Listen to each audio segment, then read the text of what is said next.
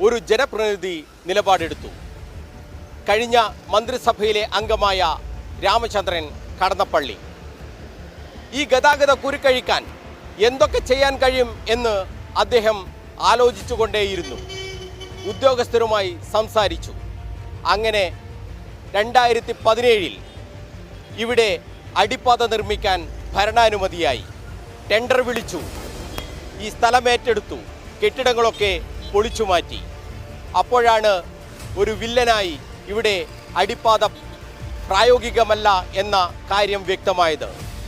ഈ ഭൂമിക്കടിയിലൂടെ വാട്ടർ അതോറിറ്റിയുടെ വലിയ ഒരു പൈപ്പ് ലൈൻ പോകുന്നുണ്ട്. അത് മാറ്റിക്കൊണ്ട് ഇവിടെ അടിപ്പാത നിർമ്മിക്കുക എന്നത് പ്രായോഗികമല്ല എന്ന് ഉദ്യോഗസ്ഥർ നിലപാടെടുത്തു. അവിടെയും ചുവപ്പ് നാട വന്നു ഈ ഗതാഗത കുരുക്കഴിക്കാൻ വേണ്ട പ്രവർത്തനങ്ങൾക്ക്. വീണ്ടും